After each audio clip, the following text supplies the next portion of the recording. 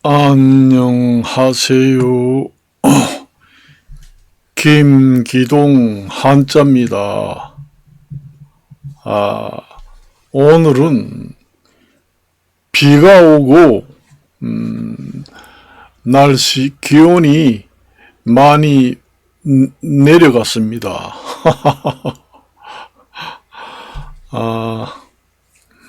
날씨가 비가 오고 기온이 많이 내려갔다. 이 비가 오고 나면은 기온이 한결 더 더워진다. 그러니까 날씨가 비가 올 때마다 점점 더 더워진다. 그렇게 보시면 됩니다. 비가 오는 것은 곧 다음 날씨는 어떻다 하는 것이 예고가 된다. 그런 얘기입니다.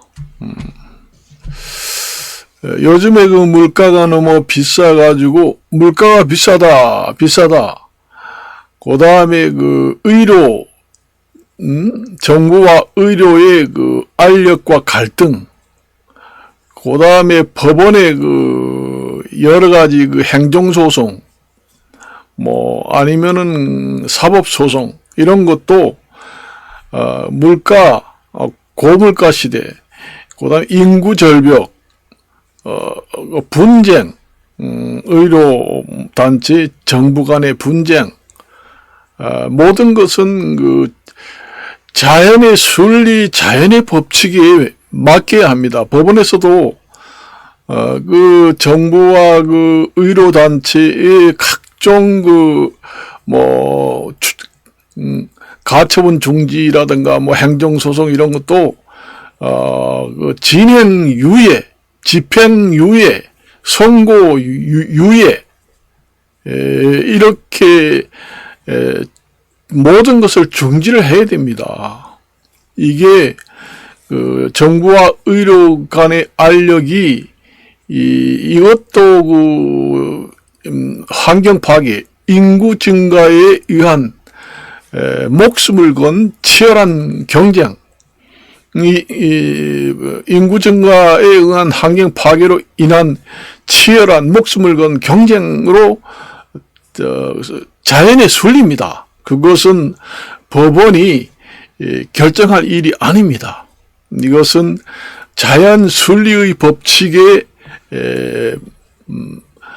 그대로 돌아가도록 법원이 결정하지 말고 보류를 해야 됩니다. 중지를 하든지. 이게 법원에서 옳다 그렇다 해가지고 국민이 상당한 정치적 이론으로 국민들이 손해를 많이 볼 수도 있고 또 이익을 많이 볼 수도 있고 그러한 오류를 범할 확률이 지금에는 많이 높아져 있습니다.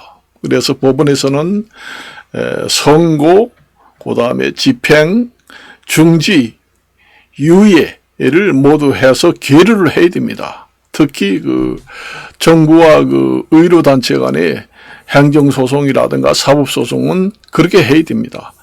자연의 법칙의 순리에, 자연의 섭리에 맡겨야 한다.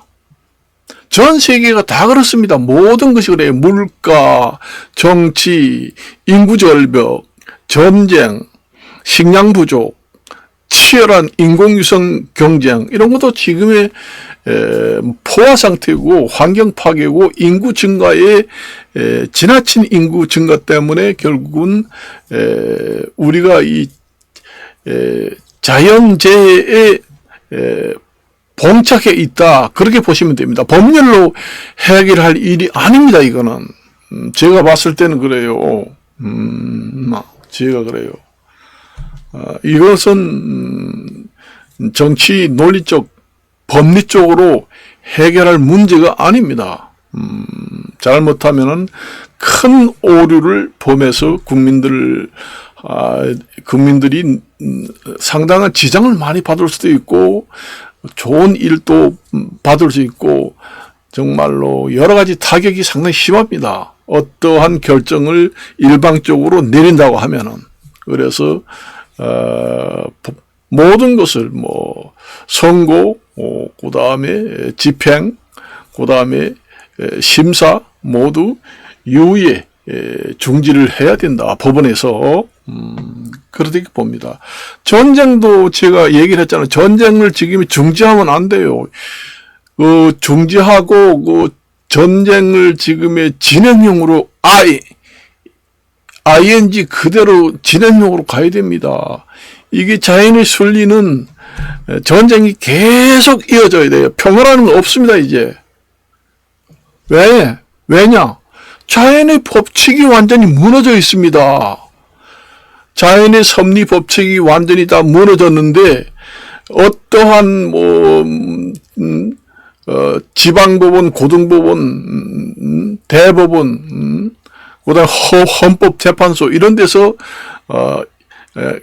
이타, 가타, 이렇게 가부를 가릴 수 없는 지경에 와 있습니다. 올 스톱입니다. 말하자면은.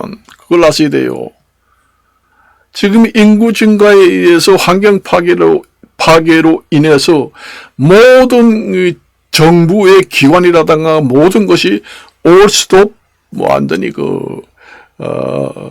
분기점에 와 있습니다. 완전히. 자연의 법칙, 자연의 순리에 맡겨야 돼요. 법원에서도 함부로 결정하면 안 됩니다. 엄청난 국민한테 타격이 올 수도 있고, 또 여러 가지 문제를 많이 낳을 수도 있어요. 그래서 특단의 이러한 경우에는 상당히 이러한 어려운 지금 전 세계의 상태를 현황을 봐서는 함부로 결정할 수 없다. 우리나라만 그런 게 아니라 전 세계도 마찬가지입니다. 지금의 전쟁도 종전이 안 됩니다. 종전할 수가 없어요. 종전을 하면은 즉시 전쟁이 또 일어납니다. 그래서 지금 이스라엘하고 종전을 하자. 그리고 완전히 하마스를 철군해라. 그렇게 하잖아요. 안 됩니다. 종전을 당장 오늘이라도 평화가 온다. 절대로 평화가 오지 않습니다. 하고 계속 갑니다. 전쟁은 계속 일어나게 돼 있어요.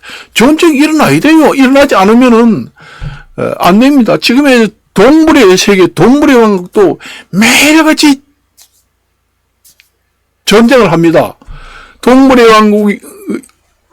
왕국을 지금의 KBS 방송국에서 방송한 것이 한 100년 정도 됩니다. 제가 어렸을 때도 봤어요. 동물의 왕국이라고 KBS 5시 경대에서 많이 나옵니다. 그거 보면은 계속 잡아먹고 전쟁입니다. 그게 이제 생존 경쟁이라는 게 서로 잡아먹고 뜯어먹고 살고 그렇습니다. 영역 다툼, 서로 경쟁을 해서 잡아먹고. 동물의 왕국은 자연의 순리 법칙에 의해서 개체수가 적당히 적정 수준을 유지해 갑니다. 그렇지만 인간만은 되지 않아요. 그렇기 때문에 인간의 재앙이 온다. 그 얘기입니다. 제가 보기에는 우스운 사람 같지만은 제가 미리 내다보는 것은 상당히 예리한 감각이 저도 있다고 봅니다. 그걸 아셔야 돼요.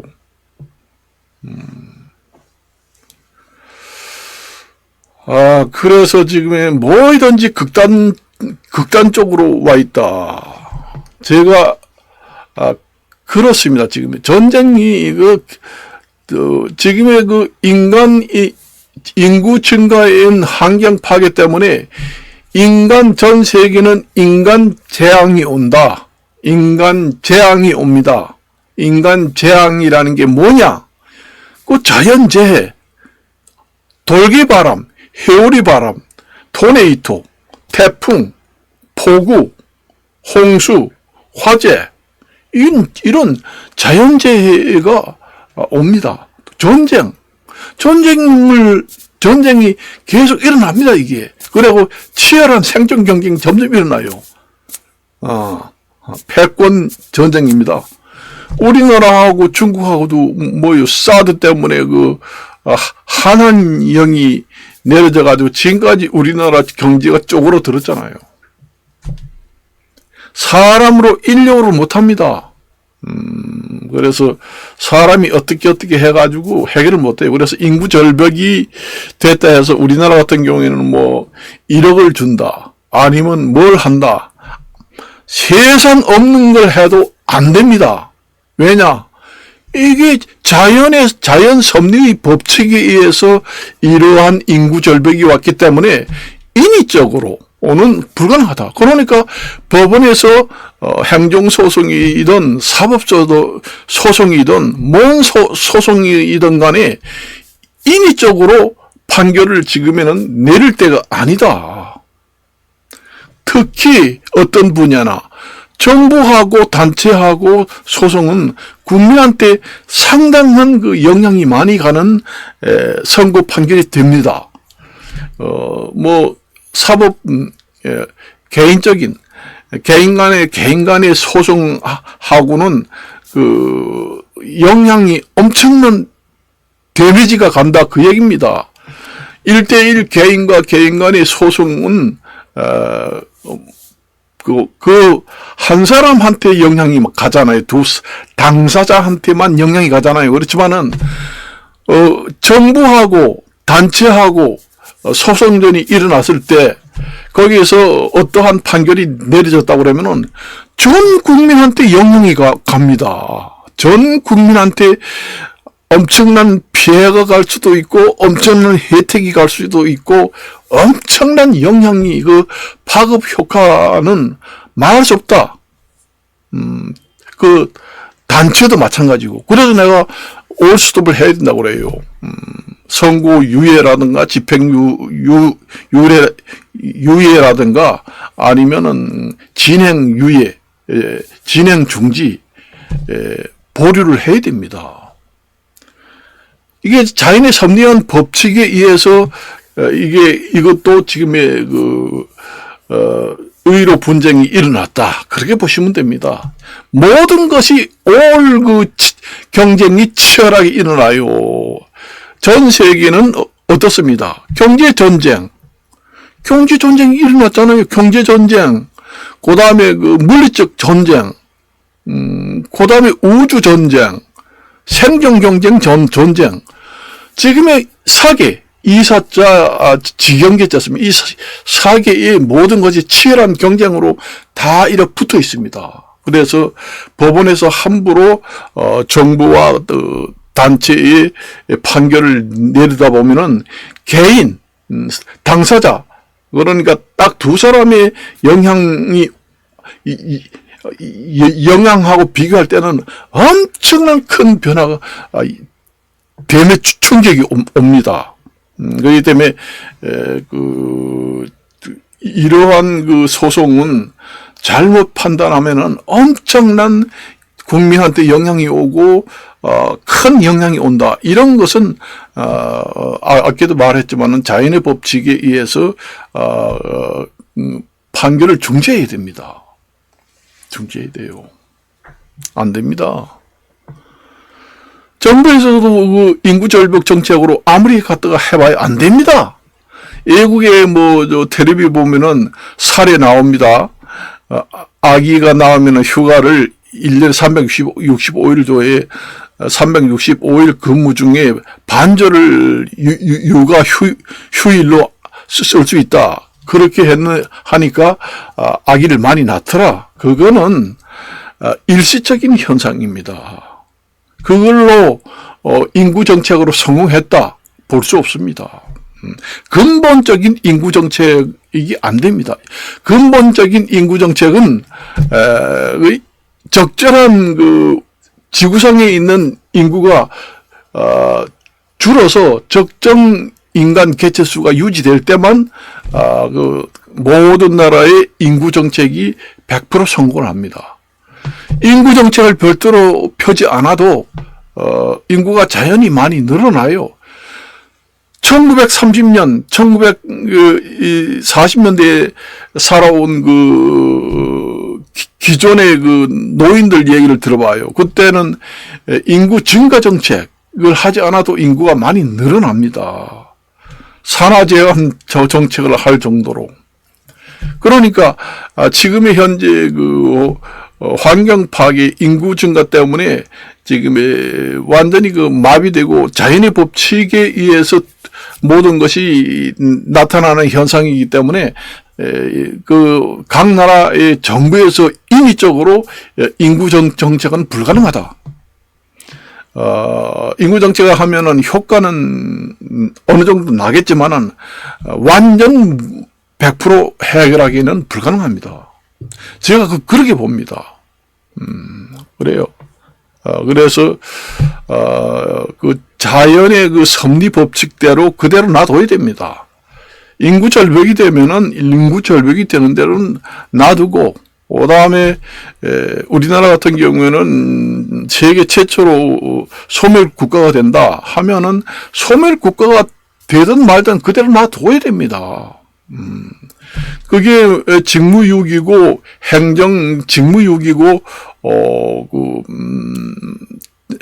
반기에 해당된다 하지만은 그냥 놔둬야 되지. 그걸 인구 절벽 정책을 편다고 해서 그 소멸 안 되는 게 아니에요.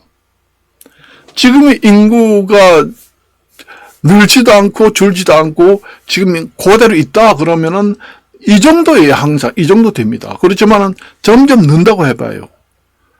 지금은 아무것도 아닙니다. 이게 지금 인구가 줄어든다고 그러면 조금씩 나아지겠지요. 모든 것이. 그래요. 우리나라 같은 경우에는 인구 절벽을, 정부의 그 인위 정책으로 인구 절벽을 해결해가지고 우리나라 한국의 세계에서 소멸 국가를 면해 보겠다. 불가능합니다. 하지 않는 것이 낫습니다. 자연의 순리 법칙에 맡겨 놓아야 합니다. 그게 정답입니다. 그리고 제가 대통령 거부권을 너무 많이 한다. 지금의 우리나라 같은 경우에는 삼권 분립이 돼 있잖아요. 지금의 그 요소 야대 정국에서는 그 대통령의 그 거부권이 삼권 분립의 기능을 포함하고 있습니다. 원래 그 여야 국회의원 동수라고 하면은 여야가 합의해가지고 입법사항이 이라든가 다른 것이 대통령한테 올라왔다 했을 때는 대통령이 그 상권 분립에 의해서 거부하는 기능으로 거부하는 게 아니라 이것은 해가지고는 국가에 상당히 좋은 점보다 부작용이 많고 우리나라에 맞지 않는 정책이다 했을 때 거부하는 것은 그게 이제 삼권 분립 기능에 의해서 거부하는 게 아니라 정책이 이건 옳고 정책이 이거는 하면 좋다, 나쁘다, 안 된다. 그 두 가지 기능이 있습니다. 대통령 거부권이라는 게 상권 분립의 기능으로 거부하는 기능이 하나 있고, 이 국회의원 여야 국회의원 동수인데 여야 합의하에서 이제 국회 통과를 돼서 대통령한테 올라왔다 했을 때 거부하는 것은 삼권 분립에 의해서 거부하는 것이 아니라 이 정책이 과연 통과가 되면은 국가의 그 이익과 불이익, 좋은 정책인가 나쁜 정책인가 이걸 가리는 기능, 그 두 가지가 있습니다. 대통령의 거부권 기능이라는 게 지금 현재 야대 요소 관계에서는 거부권을 행사하는 것은 삼권 분립의 기능으로 대통령이 거부를 해야 됩니다.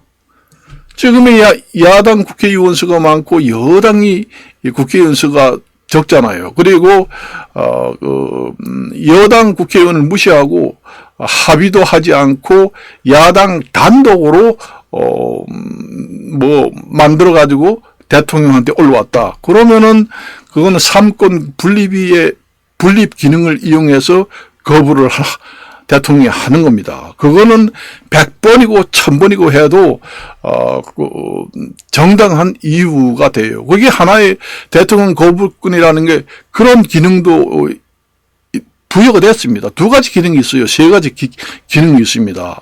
대통령이 거부할 때는 여당 국회의원이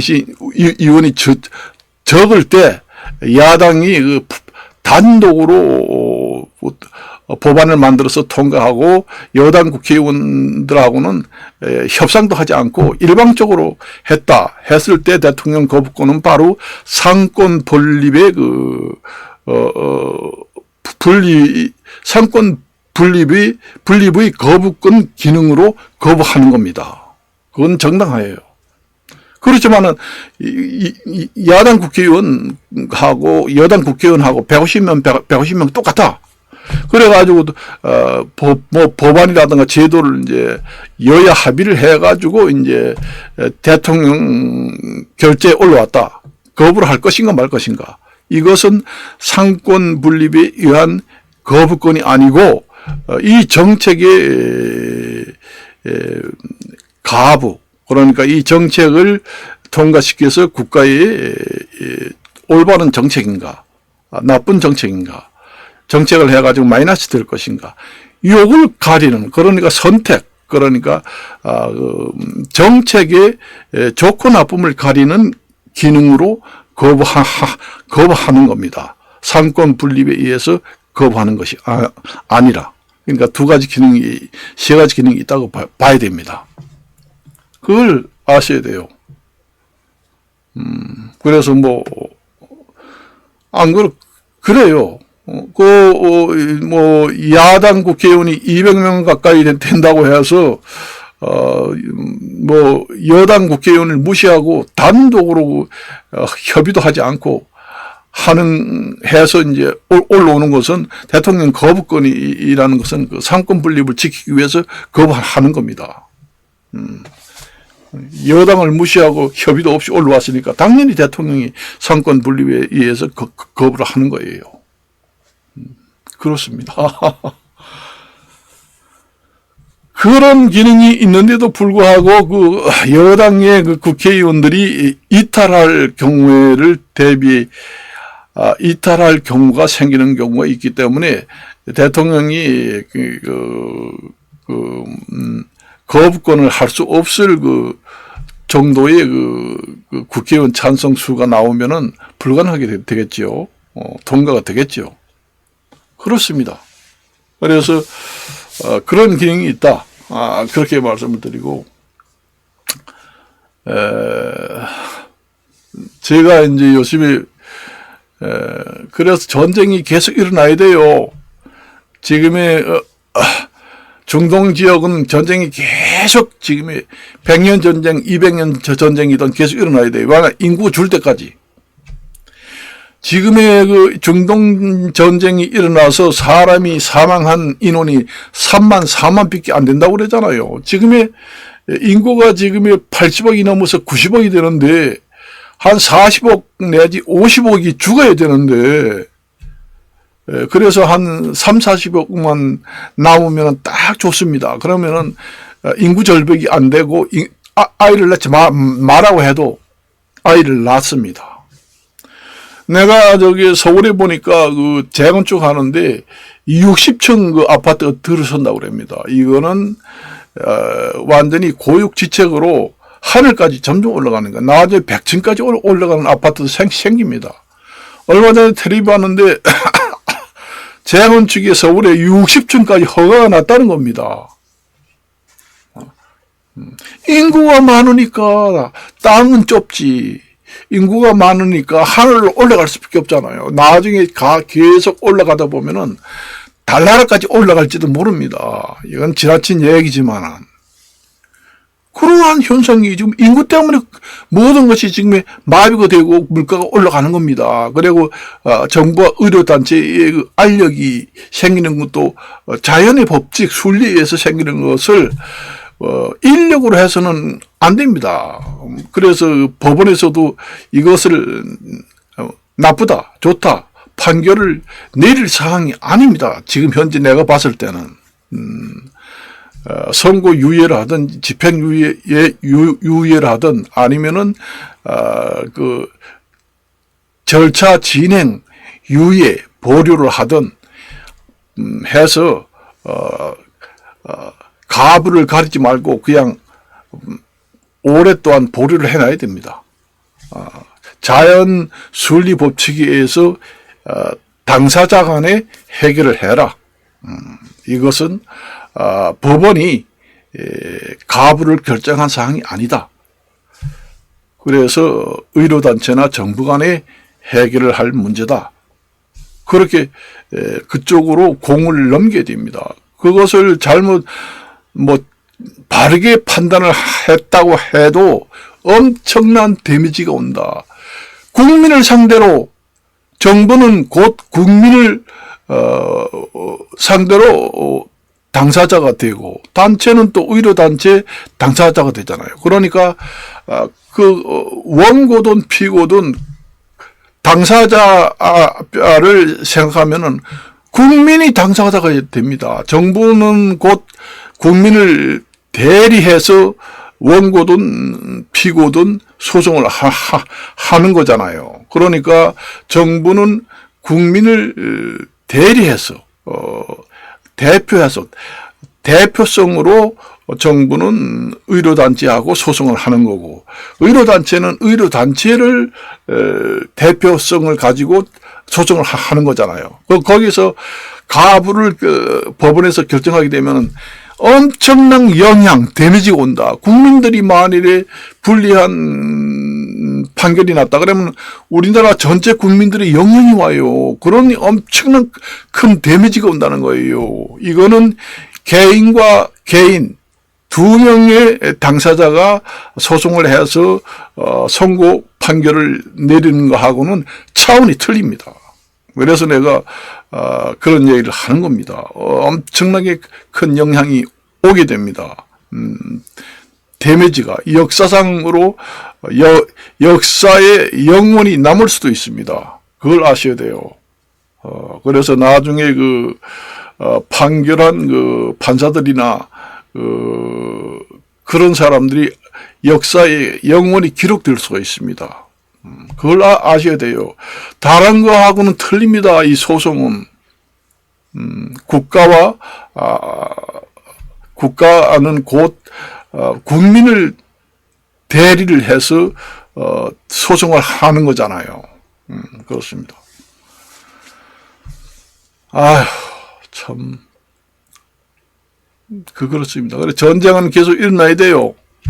일어나가지고 중동에서도 내가 보기에는 저번에도 얘기했지만은 중동에서는 전쟁을 크게 일어나야 합니다. 지금이 휴전을 하자고 해도 할 듯 말 듯 하는 거는 아직도 정신을 못 차리고 있다. 완전히 그냥 이제는 세계대전이 일어나서 세상이 다 날아가는구나. 전 세계가 깜짝 놀랄 전쟁을 일으켜야 한다는 얘기예요. 그렇지 않으면은 앞으로 그보다 더 지독한 전쟁이 일어납니다. 그걸 아셔야 됩니다. 지금의 제가 얘기를 안 했어요. 더 이상 얘기를 안 하겠습니다. 그래요. 그래서 저도 요즘에 고물가 시대라고 해서 사과 배는 너무 비싸서 못 사 먹지 못해가지고 망고 있잖아요. 망고. 그게 이제 태국이라든가 이런 나라에서 외국에 수입해 들어온 망고를 사서 먹었는데 배가 아파 죽겠더라고요. 그래서 인터넷에서 찾아보니까 그게 온나무 종류에서 이제 생산된 과일이라 옷이 잘 오르고 옷을 타는 사람이 먹으면은 알러지가 많이 생겨가지고 복통을 일으키고 부작용이 심하게 일어난다. 그런 얘기 하더라고요. 제가 원래 옷이 잘 오르고 옷 알러지가 있거든요. 그런 사람이 없는 사람은 뭐 옷, 삼계탕 이런 거 먹는 사람도 있습니다. 저 산에 가서 옷나무를 만져도 옷이 오르지 않는 사람도 있어요. 그런 사람들은 먹어도 괜찮겠죠. 그렇지만 저는 뭐 옷이 잘 오르고 옷 알러지가 있으니까 배가 아파가지고 죽겠더라고요. 그래서 저 2개만 먹고 저게 냉장고에 넣어놨습니다.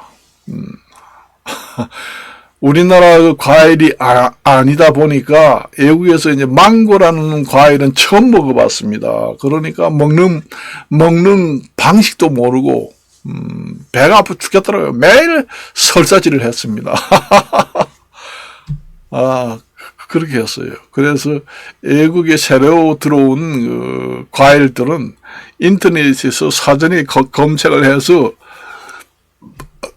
보고 구입을 해야 됩니다. 괜히 헛돈만 내버립니다. 배가 아픈데 계속 먹을 수는 없고 버려야 되잖아요. 그렇습니다. 그래서 말씀을 드립니다. 인구정책, 어떠한 인구절벽 정책을 써도 소용없다. 그리고 물가 안정도 자연의 그 자연 순리의 법칙에 맡겨둬야 합니다. 물가가 오르면 오르는데도 그냥 놔둬요. 괜히 국가에서 정책 자금을 자꾸 투입을 하게 되면은 결국은 그 우리나라 그 재정 자금만 탕진하게 됩니다. 물가는 잡지 못하고 잡지 못하면서 괜히 국가의 그 세금만 낭비하게 됩니다. 인구 절벽도 결국은 해결을 못합니다. 그러니까 자연 그 섭리 법칙에 그대로 놔둬요.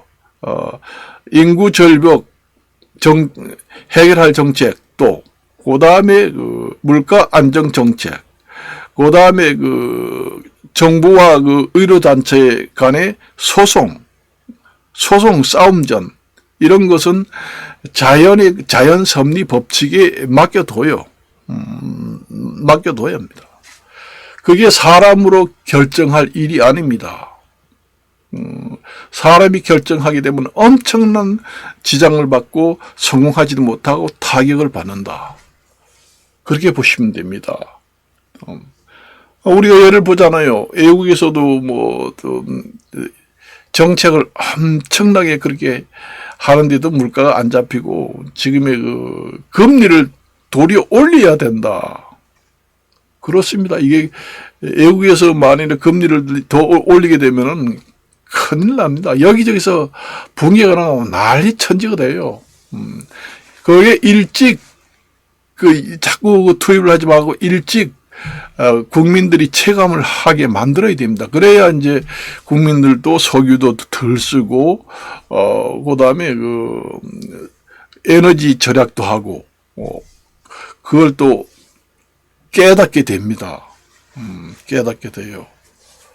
어떠한 방법으로 되지도 않는다. 그렇게 오늘은 말씀을 드리고 이것으로 마칠까 합니다. 안녕히 계십시오.